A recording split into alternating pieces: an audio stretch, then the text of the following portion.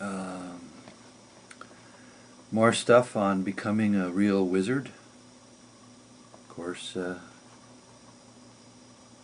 involves learning and seeking wisdom. And of course, you're free to think I don't know anything. In fact, I sort of encourage that.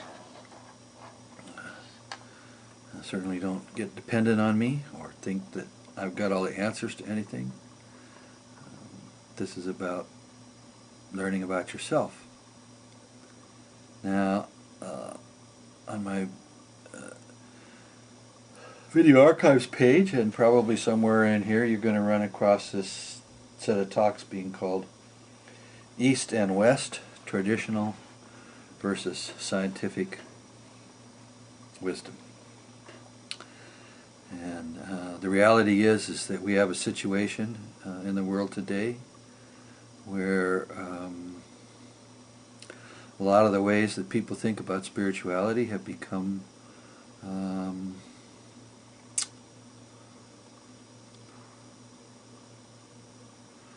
well, I'm going to use the word polluted, and I don't mean to be offensive, but I think once you get the idea of it, you'll appreciate what I mean. But a lot of the spirituality and the thinking about spirituality in Western culture, as distinct from Eastern culture, has been polluted by ideas out of Eastern culture. Now, why do I say polluted? Well, it is a fact to observation, both sort of sociological and also spiritual, if one is able to engage in spiritual observation, that there are distinct differences between the cultures of the East and the cultures of the West. But in the latter half of the 20th century, starting a little bit with the Chinese invasion of Tibet in 1929 or 49, and also certain interests among people on the west coast of America in Zen Buddhism, all of which linked up to things that had happened in the 18th century, in 19th century in Central Europe when the Bhagavad Gita and certain other texts from the East became translated into the West, that a great deal of traditional Eastern wisdom began to flow into the West. And at the same time that this was going on, there was a kind of weakness, you might say, in Christian thought, as opposed to Buddhist thought. And of course, I'm leaving out yoga thought and all the rest of that for the moment, just to make the contrasting elements simple. I mean, let's face it, this is not going to be simple. Although hopefully I can help the viewer of this sort of travel through a potential minefield and sort of separate some things that need to be separated from each other.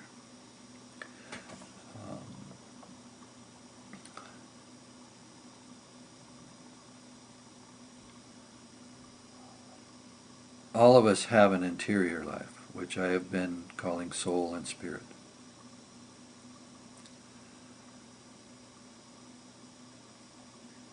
From the East, we get traditions of ideas of this interior life. And this is generally communicated in the form of ideas and practices, and also goals. Now, in the cultural West, there are depth practices of the same quality and character as one finds in the East.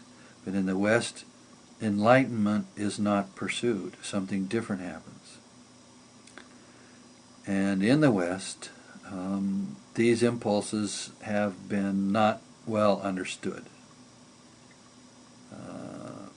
There are lots of different reasons for this, and for me to say it's complicated is to sort of oversimplify the situation. It is very complicated on one level.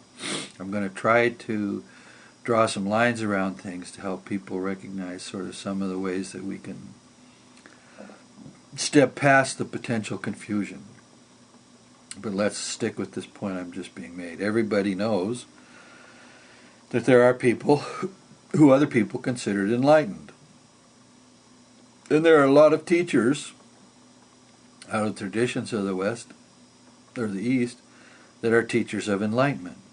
And some of these are Westerners. You have Eric Tolle, I think is his name. You have Andrew Cohen. Lots of people have adopted various aspects of traditional Eastern language to describe their own self-development, and they go around teaching the things that they think should be taught.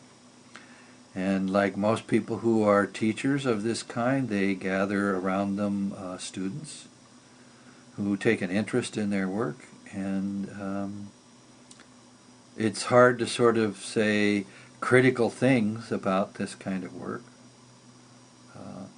because of certain assumptions. And the assumptions are complicated and will vary from individual to individual in terms of who's making the assumptions. But some of the assumptions include the ideas that one can develop oneself in a certain way and doesn't have to pay any attention to science.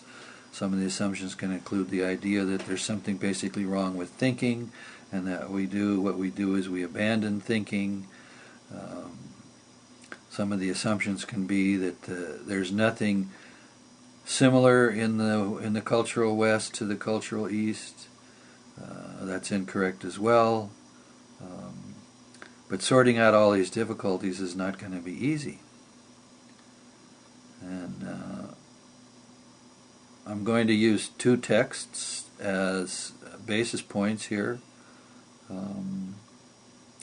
One is this book, Meditation in Action by Chogyam Trungpa. It's a favorite book of mine.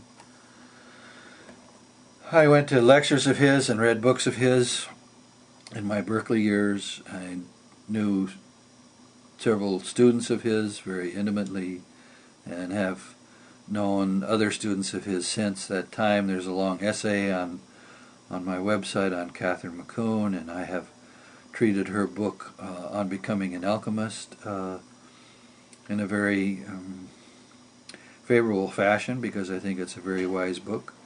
I also think it's a bit polluted with Eastern ideas, and that while she had an opportunity to understand the differences between East and West, I don't think she got it. That's in my book review if you want to get on my website and read my book review about her book.